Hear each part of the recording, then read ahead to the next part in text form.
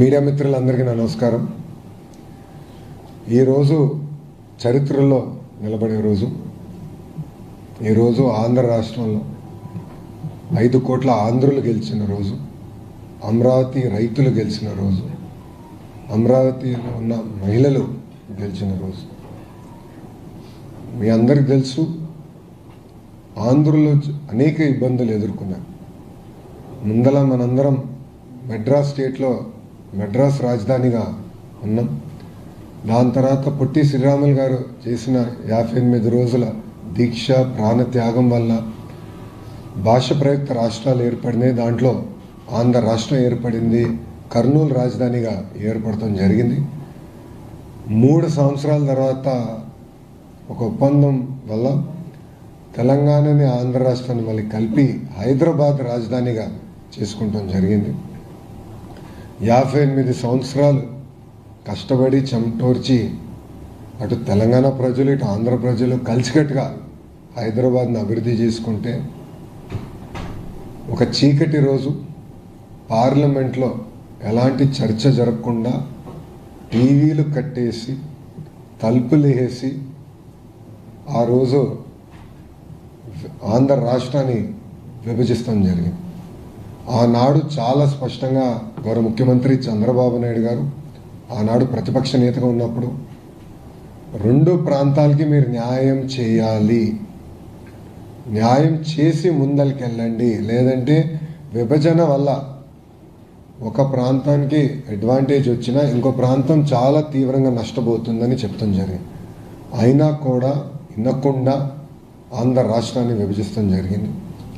నేను పుట్టి పెరిగింది తెలంగాణలో, నాకు హైదరాబాద్లో నా ప్రతి గల్లీ తెలిసిన వాళ్ళు. కానీ ఆ రోజు నాకు కలిగింది ఏంటంటే కట్టుబట్టలతో మెడబట్టి బయటికి గెంటేశారు. నాకు బాధ, ఆవేదన వచ్చి రాజధాని ఎక్కడ పెట్టాలో తెలియదు. కూర్చున్నాక ఒక సెక్రటేరియట్లో మన సెక్రటరీలు కూర్చున్నాక ప్లేస్ లేదు, అసెంబ్లీ సమావేశాలు వేసినాక ప్లేస్ లేదు, హైకోర్టు లేదు. 10 సంవత్సరాలు హైదరాబాద్ మీ రాజధాని, దాని తర్వాత మీరు దారి మీరు ఎత్తుక్కోండి అని సింపుల్గా చెప్పేశాను. విభజన ఎంత దారుణంగా జరిగిందంటే షెడ్యూల్ 9, షెడ్యూల్ 10 సంస్థలు ఇప్పటికీ అటు తెలంగాణ రాష్ట్రం కానివ్వండి ఇటు ఆంధ్ర రాష్ట్రం తేల్చుకునే పరిస్థితి లేకుండా పోయింది. అంటే అశాస్త్రీయంగా జరిగిన విభజన వల్ల ఆ ఇబ్బందులు ఇప్పుడు కూడా తెలుగు ప్రజలు ఎదుర్కొంటున్నారు.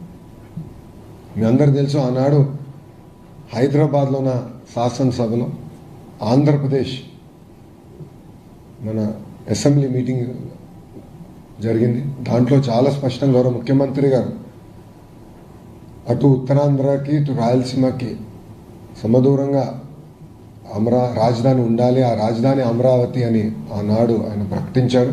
అది ప్రకటించేటప్పుడు చాలా స్పష్టంగా అభివృద్ధి వికేంద్రీకరణ మేము చేసి చూపిస్తామని కూడా చెప్తాం జరిగింది. దాంట్లో భాగంగా రైతులు ముందరికి వచ్చారు. గౌరవ ప్రధానమంత్రి గారు స్వయంగా వచ్చి అమరావతి పనులకి శంకుస్థాపన చేస్తాం జరిగింది. ఆనాడు రైతులకున్న భరోసా ఏంటంటే Telugu Desam party, Bharatiya Janata party, Janasena party, చివరికి వైఎస్ఆర్సీపీ కూడా అమరావతికి సంపూర్ణ మద్దతు తెలిపారు. అందుకే మేము మా భూమిలో 5 కోట్ల ఆంధ్రుల రాజధాని కోసం ఇస్తున్నామని చాలా స్పష్టంగా వాళ్ళు తెలియజేస్తాం జరిగింది. కానీ బాధాకరమైన విషయం ఏంటంటే 2019 ఎన్నికల ముందర మేము చాలా స్పష్టంగా ప్రజలు చెప్పాం, పొరపాటున ప్రభుత్వాలు మారితే అమరావతి రాజధాని ఉండదు, రాజధాని తరలిస్తారని. కానీ ఆనాటి ప్రతిపక్ష నేత, ఇప్పుడు పులివెందుల ఎమ్మెల్యే చాలా స్పష్టంగా నేను ఇక్కడనే ఇల్లు కట్టుకున్నాను, నేను రాజధాని ఎక్కడ తీసుకెళ్ళను అని ప్రజల్ని మోసం చేస్తాం జరిగింది. ఆయన అధికారంలోకి వచ్చిన తర్వాత రాజధాని పైన అనేక ఆరోపణలు చేసి 3 ముక్కల ఆటకి ఆయన మొదలుపెట్టారు. ఆ రోజు శాసనసభలో మా శాసనసభ్యులు పోరాడారు. కౌన్సిల్లో మాకు మెజారిటీ ఉంది. ఆ రోజు మేము కౌన్సిల్ సాక్షిగా మేమందరం పోరాడాం. నేను ఆ రోజు ఎమ్మెల్సీని. బిల్ని సెలెక్ట్ కమిటీకి పంపిస్తే కూడా, సభ్యులందరూ సెలెక్ట్ కమిటీకి పంపిస్తే కూడా అప్పుడున్న లెజిస్లేటివ్ అఫైర్స్ మినిస్టర్ చైర్మన్ గారు సంతకం లేకుండా సింపుల్గా బిల్ పాస్ అయిందని చెప్పి తీసుకెళ్లి గవర్నర్ గారు ఎస్ఎన్టీకి పంపించారు. అది తెలుసో తెలియకనో ఇప్పుడు కూడా నాకు తెలియదు, గవర్నర్ గారు ఆ రోజు పర్మిషన్ ఇచ్చారు. అది మేము లీగల్గా ఛాలెంజ్ చేసాం. అప్పుడు కోర్టు మీరు తప్పు చేశారు అని అక్షంతల హస్తం కూడా జరిగింది. కానీ ఆ రోజు నుంచి ప్రజా రాజధాని కోసం ఒక ఉద్యమం మొదలైంది. పెద్ద ఎత్తున రైతులు, ప్రత్యేకంగా మహిళలు, ఎప్పుడు ఇంటి గడప దాటిన మహిళలు పెద్ద ఎత్తున రోడ్డుపైకి వచ్చి 5 కోట్ల ఆంధ్రుల కోసం పెద్ద ఎత్తున ఆనాడు పోరాడినందుకు వాళ్ళు అన్ని రకాలుగా అవమానించారు, వాళ్ళపైన దాడి చేశారు, లాఠీలతో కొట్టారు, కంచెబెట్టారు. శాంతియుతంగా వాళ్ళు అమరావతి నుంచి తిరుమలకి వెళ్ళాలన్నా, అమరావతి నుంచి సింహాచలంకి వెళ్ళాలనుకుంటే పాదయాత్రగా అనేక ఇబ్బందులు పెట్టారు, అవమానించారు. ఎంత దారుణం అంటే ఆ గ్రామంలో ఉన్న ప్రజలు ఆ గ్రామంలో తిరగాలంటే ఏకంగా వాళ్ళు ఆధార్ కార్డు చూపించే పరిస్థితి. 144 సెక్షన్ పెట్టారు. ఆ 5 సంవత్సరాలు ప్రజల్ని అన్ని రకాలుగా వేధించారు. 5 కోట్ల ఆంధ్రులు చూశారు. అందుకే వాళ్ళకు ఆవేదన, ఒక బాధ కలిగింది.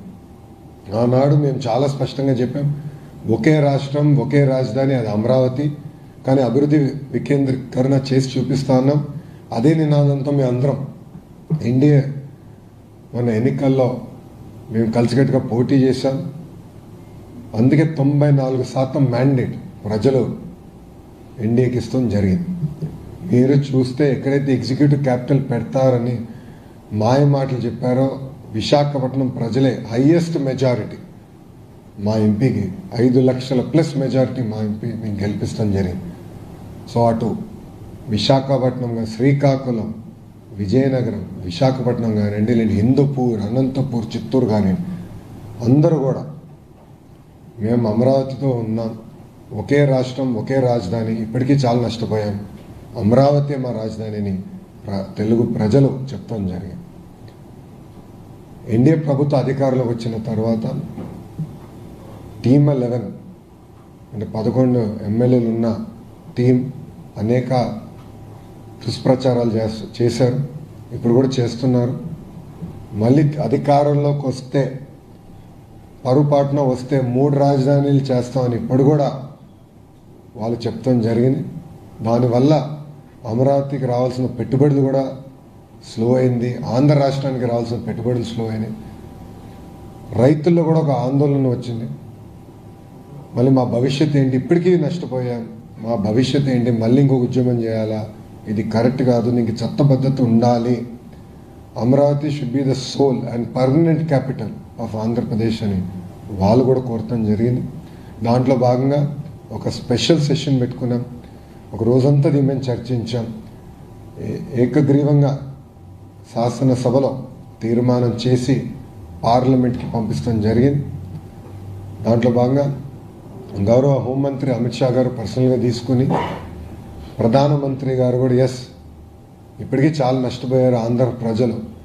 ఇట్లా ప్రభుత్వాలు శాశ్వతం కాకపోవచ్చేమో కానీ వ్యవస్థ శాశ్వతం, రాజధాని శాశ్వతం ఉండాలని ఆయన కూడా పర్సనల్గా తీసుకుని పార్లమెంట్లో నిన్న పాస్ అయింది బిల్లు. దాని తర్వాత ఆ సవరణ, దాని తర్వాత రాజ్యసభకు వచ్చి ఈరోజు ఆంధ్ర ప్రజలందరూ గర్వపడాలి. ఎందుకంటే మొత్తం భారతదేశం, ఒకే ఒక పార్టీ తప్ప మొత్తం భారతదేశం ఆంధ్ర రాష్ట్రానికి అండగా నిలబడింది. ఒక కదలిక తీసుకొచ్చాం. చాలామంది ఈరోజు రాజ్యసభలో మాడుతూ ఇది ప్రారంభం మాత్రమే, అమరావతి రాజధానికి ఒక సపోర్ట్ ప్రారంభం మాత్రమే, మనం ఆంధ్ర రాష్ట్రానికి అండగా నిలబడాలి. ఇప్పటికీ ఆంధ్ర రాష్ట్రం అనేక ఇబ్బందులు ఎదుర్కొంది, 5 సంవత్సరాలు చాలా నష్టపోయింది, మేమందరం ఉంటామని ఒక్క పార్టీ మినహా, ఆ టీమ్ 11 పార్టీ, ఆ ఒక్క పార్టీ మినహా అన్ని పార్టీలు కలిసికట్టుగా, ఇటు భారతీయ జనతా పార్టీ ఎన్డీఏలో ఉన్నా కానీ భారతీయ జనతా పార్టీ, జనసేన అయి ఉండొచ్చు, జేడీయూ అయి ఉండొచ్చు, అటు పక్కన కాంగ్రెస్, టీఎంసీ, ఆప్, ఎస్పీ అందరూ కూడా ముఖకంఠంతో ఎస్ ఆంధ్ర రాష్ట్రానికి శాశ్వత రాజధాని అమరావతి అని వాళ్ళు మాడతాం. ఈరోజు కూడా నాకు వచ్చిన సమాచారం మేరకు కరెక్ట్గా 11 పార్టీలు మాట్లాడింది. సో 11 నంబర్ అనేది గత పాలకులు చేసిన పొరపాట్ల వల్ల ఆ 11 నంబర్ అనేది వాళ్ళు వెంటాడుతుంది. సో ఈరోజు కూడా అనుకోకుండా 11 పార్టీలు మాట్లాడాయి. దాంట్లో ఒక పార్టీ యాజ్ యూజువల్ వాకౌట్, వాళ్ళకి ఫ్యాషన్ అది. కౌన్సిల్లో వాకౌట్, పార్లమెంట్లో కూడా వాకౌట్ చేశారు. వాళ్ళకు ప్యాషన్ అంటారో ఫ్యాషన్ అంటారో, అది సిసిడి ఉన్న వ్యక్తి, క్రెడిట్ చోరీ డిసార్డర్ ఉన్న వ్యక్తిని మీరు అడగాలి. ఈరోజు కూడా వాకౌట్ చేసి వెళ్ళిపోయారు. But India stood by Andhra Pradesh. మొత్తం భారతదేశం ఆంధ్రులకి అండగా ఈరోజు నిలబడింది. మనందరం గర్వపడాలి. వాళ్ళు ఏదైతే ఒక బాధ్యత పెట్టారో మన పైన, తప్పనిసరిగా అమరావతి పనులు ఫేజ్ 1 పూర్తి చేస్తాం. గౌరవ ప్రధానమంత్రి గారిని మళ్ళీ పిలుచుకుని తీసుకెళ్ళి రిబ్బన్ కట్టింగ్ కూడా చేపించే బాధ్యత ఎన్డీఏ ప్రభుత్వం తీసుకుంటుంది. 5 కోట్ల ఆంధ్రులు గర్వపడే విధంగా అమరావతిని అభివృద్ధి చేస్తాం. రాజధానితో పాటు అన్ని ప్రాంతాలను కూడా అభివృద్ధి చేసే బాధ్యత ఎన్డీఏ ప్రభుత్వం తీసుకుంటుందని ఆంధ్ర రాష్ట్ర ప్రజలు తెలియజేసుకుంటూ, మీడియా మిత్రులకి ఏమైనా ప్రశ్న ఉంటే సమాధానం చెప్పడానికి సిద్ధంగా. లోక్సభ ప్రొసీడింగ్స్ ని టీవీలో చూసారు, ఇవాళ రాజ్యసభలో డైరెక్ట్ గా చూసారు. అది జరుగుతున్న చర్చ, వాళ్ళందరూ మాట్లాడుతున్న మాటలు ఎలా అనిపించాయి? ఆ సమయంలో మీరు ఎలా ఫీల్ అయ్యారు? 11 పార్టీలు మాట్లాడినాయి. నువ్వు మాటలు చెప్పాలంటే మన చరిత్ర చూస్తే బాధగలవు. మెడ్రాస్, కర్నూలు, హైదరాబాద్, అమరావతి, 3 రాజధానులు, తిరిగి మళ్ళీ అమరావతి. ఎందుకు ఈరోజు చరిత్రలో నిలబడిపోతుందండి? ఎందుకన్నానంటే శాశ్వత రాజధాని అండ్ ఓన్లీ క్యాపిటల్ అమరావతి ఉండబోతుంది. అంటే ఇప్పుడు సర్టినిటీ వచ్చింది, ఒక వెలుగు వచ్చింది ఆంధ్ర రాష్ట్రానికి. అనిగా అపోహాలు ఇక తొలగిపోయినాయి, ఇంకా డైరెక్షన్ వచ్చింది. సో రైతులు చేసిన పోరాటానికి, మహిళలు పడిన అవమానాలకి ఇప్పుడు డైరెక్షన్ వచ్చింది. ఏకంగా మనం డెవలప్మెంట్ దిశగా ముందరకెళ్ళచ్చు. సో నాకు చాలా ఆనందం కల్పించింది. అందుకే మీరు చూస్తే ఎంపీలందరూ కూడా మేము నుంచుని పార్లమెంట్కి దండం పెట్టాం. ఎందుకంటే ఈరోజు మమ్మల్ని కాపాడింది ఈ పార్లమెంట్, అమరావతిని కాపాడింది ఈ పార్లమెంట్, 5 కోట్ల ఆంధ్రుల్ని కాపాడింది ఈ పార్లమెంట్. దేశంలో ఉన్న అన్ని పార్టీలు ఈ బిల్లుకి సపోర్ట్ చేశాయి కాబట్టి భవిష్యత్తులో కూడా దీన్ని కదిలించే అవకాశం లేదని అనుకోవచ్చు. 100%. Mark my words, time date రాసుకోండి. మొత్తం భారతదేశం 5 కోట్ల ఆంధ్రుల కోసం ఒకే రాష్ట్రం, ఒకే రాజధాని, జై అమరావతి అన్నారు. ఇంకెవ్వరూ రాజధానిని తాకదు.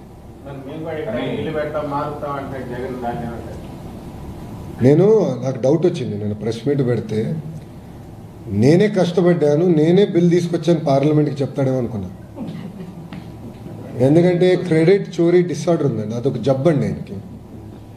మీరు చూస్తే ఆర్సిలర్ మిత్తల్ ప్లాంట్ విషయంలో ఏమన్నాడైనా, ఇప్పటికీ వేరే రాష్ట్రానికి కమిట్ అయ్యాడు. లోకేష్ ఆంధ్ర రాష్ట్ర ప్రజలకి ఒక అబద్ధం చెప్తున్నాడు అన్నాడు, ప్రెస్ మీట్స్లో చెప్పాడు నా గురించి, నా పేరుని ప్రస్తావిస్తాను. అదే వ్యక్తి కరెక్ట్గా ఫౌండేషన్ తర్వాత నేనే మాట్లాడాను డావోస్, నేనే తీసుకొచ్చానంటే ఇంకేమన్నాలండి ఆయన్ని. సో ఆయన ఇంకా అధికారంలోకి రాడు, ఎందుకంటే ప్రజలు అన్ని గమనిస్తున్నారు. గతంలో అంటే ఒక్క ఛాన్స్ అని ఆయన కోరారు, ఓకే చూద్దామని ప్రజలు ఇచ్చారు. దానివల్ల ప్రజలు ఎంత ఇబ్బంది పడ్డారు ప్రజలే స్వయంగా చూశారు. ఎన్ని దాడులు జరిగినాయి, ఎన్ని దొంగ కేసులు పెట్టారో ప్రజలే అనుభవించారు. సో ప్రజలు కూడా అప్రమత్తంగా ఉన్నారు. ఎస్, కంటిన్యూటీ ఆఫ్ గవర్నమెంట్ కూడా చాలా అవసరం. మీరు గుజరాత్ చూడండి, ఒకే పార్టీకి చెందిన ప్రభుత్వం అధికారంలో ఉంది కనుకనే గుజరాత్ ఈరోజు ఇంత అభివృద్ధి చెందింది. ఒరిస్సాలో కూడా గతంలో అదే జరిగింది. ఇప్పుడు ఆంధ్ర రాష్ట్రానికి కూడా ప్రభుత్వ కొనసాగింపు అనేది చాలా చాలా అవసరం. ఇప్పుడు మీరు చూడండి, 22 నెలలు 21 మంత్స్ 21 నెల 21 మంత్స్ ఎన్ని పరిశ్రమలు తీసుకొచ్చాడు. ఎవరిని ఊహించారు? ఇక్కడ ఉన్నాం మనం, ఎవరన్నా ఊహించామా? కాగ్నిసెంట్, గూగుల్, టీసీఎస్, ఇప్పుడు ఇన్ఫోసిస్ వస్తుంది, సోలార్ సెల్ మ్యానుఫ్యాక్చరింగ్ కంపెనీలు తీసుకొచ్చాం, ఏసీలు తయారు చేసే కంపెనీలు తీసుకొచ్చాం, one of India's largest steel plant తీసుకొచ్చాం, ఇంకా కొన్ని రాబోతున్నాయి. ఎవరిని ఊహించామా? కానీ ఎన్ని ఎందుకు వస్తున్నాయంటే ఒక బ్రాండ్ ఉంది, ఆ బ్రాండ్ బాబు. చెప్తున్నాడు ఆయన ప్లాన్ బి మావిగన్ అంటున్నాడు కదా, అదేంటి సార్ అట్లా దాని గురించి మావిగన్. ఇప్పుడు ఒక మాట అంటాను, ఆయన వైజాగ్లో ఉండేదానికి ఇల్లు కట్టేదానికి ప్రయత్నించాడు. అది సరిగా పూర్తి చేయలేకపోయాడు. ఒక ఇల్లు పూర్తి చేయలేకపోయాడండి ఈయనేం చేయగలుగుతాడు? ఆయన 5 సంవత్సరాలు ఒక రోడ్ అని వేసాడా? ఓకే, చలో రోడ్ అంటే మరి హై ఎక్స్పెక్టేషన్ ఆయనకి, మనం అంత ఎక్స్పెక్ట్ చేయకూడదు. సిసిడి ఉన్న వ్యక్తి దగ్గర నుంచి అంత ఎక్స్పెక్ట్ చేయకూడదు. కనీసం గుంటలు పూడ్చాడు ఆయన. 5 సంవత్సరాలు రోడ్డు పైన పడిన గుంట పూడ్చాడా?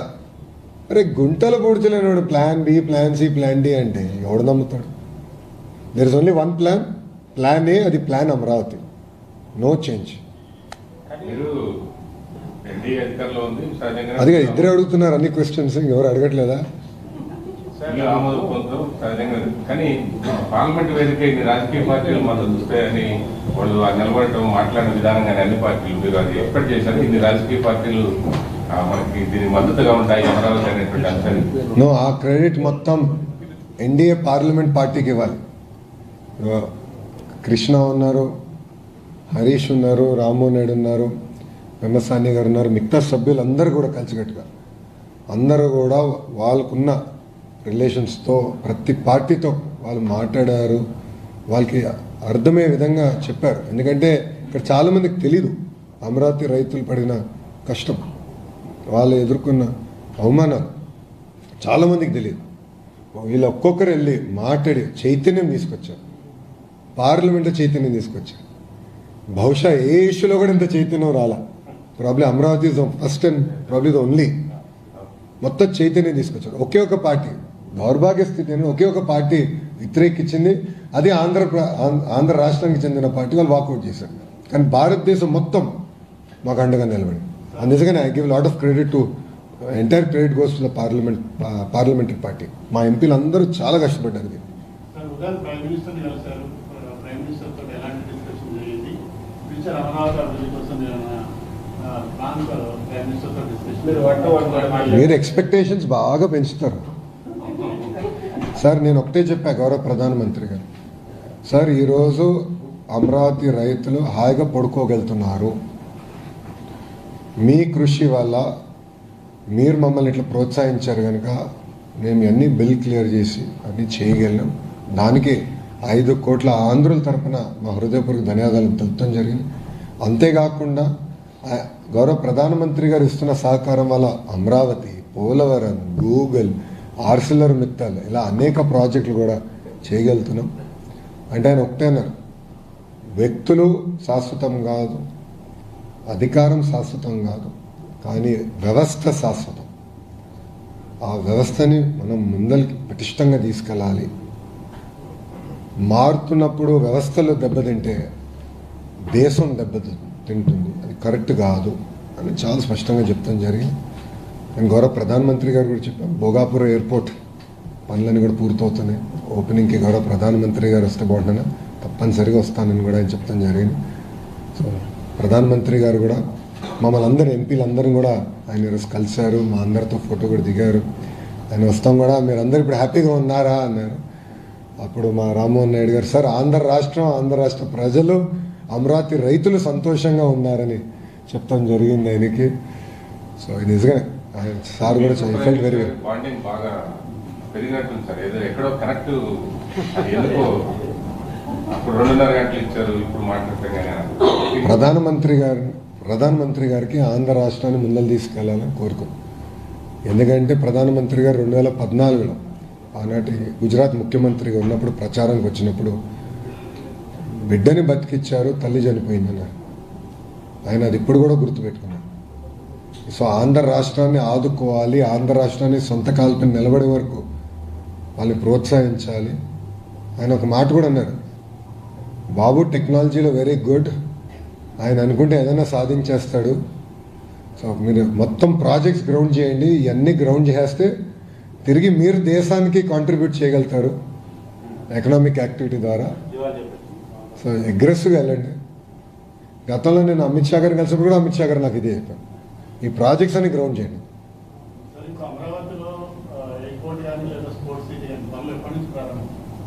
నో, ఇప్పుడు స్పోర్ట్స్ సిటీ అది ఇమీడియట్గా స్టార్ట్ చేస్తాం. ఎయిర్పోర్ట్ది ఇప్పుడు వర్క్ జరుగుతుంది. దట్ ఆల్సో ఒక ప్రణాళిక పెట్టుకుని మేము ముందరికి తీసుకెళ్తాం.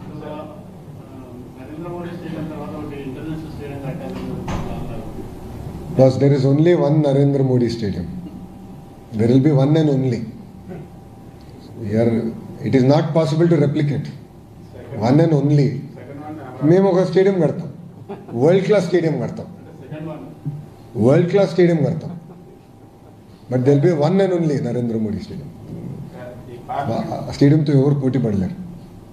పార్లమెంట్ వేదికగా వైసీపీ చేసినటువంటి ఆరోపణలు ఏ విధంగా తిట్టుకోబోతున్నారు? 4,000 రూపాయలు అయితే స్క్వేర్ ఫీట్ ని, కానీ 12,000 రూపాయలు స్క్వేర్ ఫీట్ చేస్తున్నారు. తర్వాత సార్, నేను సూటిగా ఎవరైతే ఆరోపణలు చేశారో ఒక విషయం అడగాలనుకుంటా. ఒక్క వ్యక్తి బతికేదానికి 700 కోట్ల రూపాయలు ఖర్చు పెట్టి ప్యాలెస్ కట్టారే, అప్పుడు రాలేదు ఇవన్నీ డిస్కషన్. అప్పుడు ఏమైందండి 4,000 రూపాయల డిస్కషన్? అడుగుతున్నా, సూటిగా ప్రశ్నిస్తున్నా. 50 కోట్లు ఒక ముఖ్యమంత్రి బతికేదానికి ఇల్లుకి 50 కోట్లు ఖర్చు పెడతాం ఎక్కువ.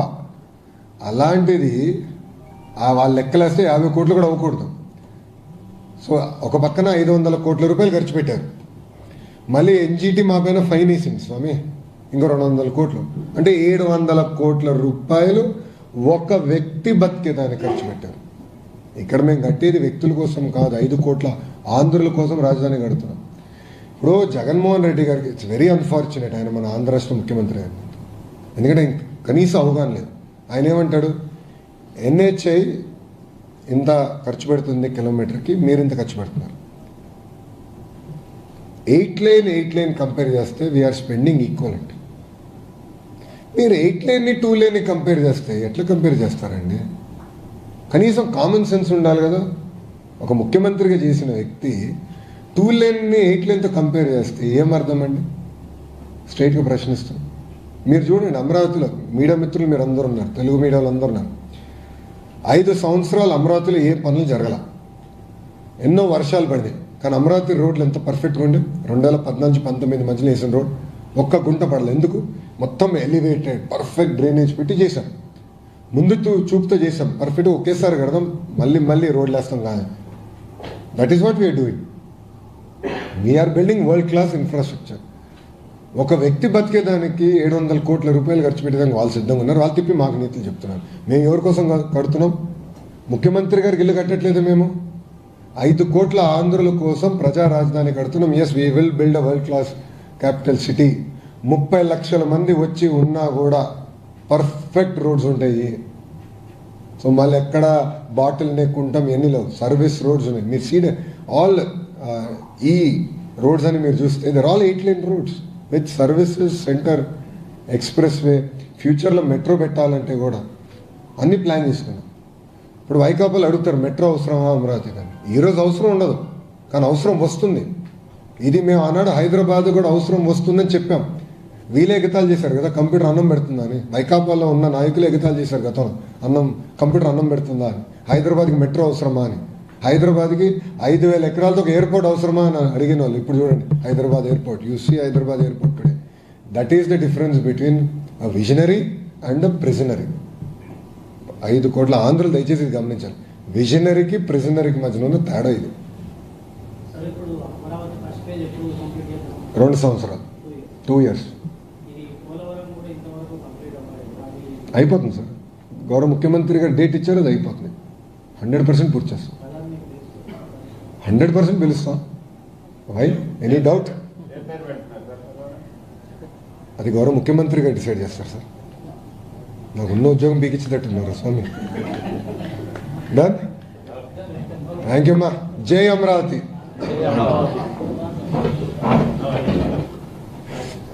మీడియా మిత్రులందరికీ నా నమస్కారం. ఈరోజు చరిత్రలో నిలబడే రోజు. ఈరోజు ఆంధ్ర రాష్ట్రంలో